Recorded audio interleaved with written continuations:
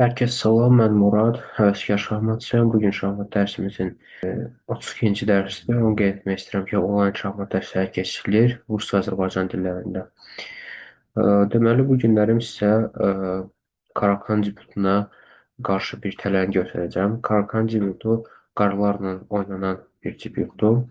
Gedişlərdən başlayaq. Ağlarla biz E4 oynadıqdan sonra qaralar C6 gedişi ilə bizə cavab verir. Biz isə oynayırıq D4.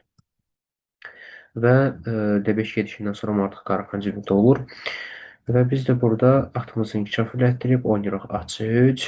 Piyadanı götürdükdən sonra biz E4-dəki piyadanı atımızla götürürük. Ondan sonra qaralar oynayır. At F6 atların dəyişməsini təklif eləyir və biz burada oynayırıq vəzir D3.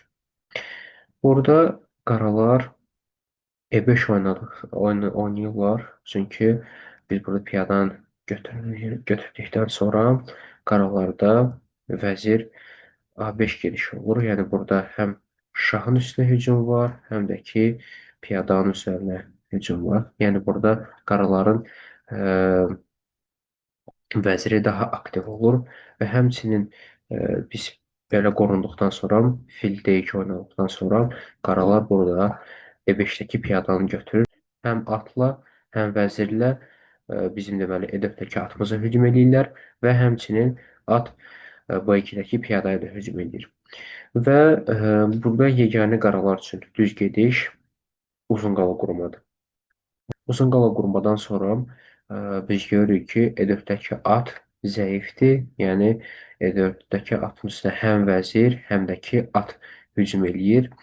Ona görə də qaralar bu atı götürürlər. Götürdükdən sonra da bu da səhv gediş olur. Çünki biz burada 3 gedişə mat qoyuruq. Videonu stop edib özünüz də tapa bilərsiniz cavabı. Amma mən isə görsədim. D8-ə vəzirimizi qurban veririk. Qaralar burada məcburdur götürməyə. Biz burada 2 qat şah veririk. Fil G5 oynayıb həm fillə, həm topla şahın üzərinə hücum edirik. Bundan sonra fərqi yoxdur. Şah istər C7-yə çəkilsin. Biz burada fillə belə gözəl bir mat qoyuruq. Və yaxud çəkilsə ki, E8-ə biz də buradan topla mat qoyuruq. Yox, əgər burada soruşsaz ki, qaralar burada bu atı vəzirlə götürsələr nə olacaq? Bizim burada belə bir gedişimiz olur. Top E1. Top E1-dən sonra görürük ki, artıq vəzir götürə bilmir bizim D2-dəki vəzirimizi. Çünki bağlamadadır. Burada da məcbur olur götürməyə bizim topumuzu. Biz də onun vəzirini götürdükdən sonra material üstünlüklə ağlar burada qalib gəlməlidir.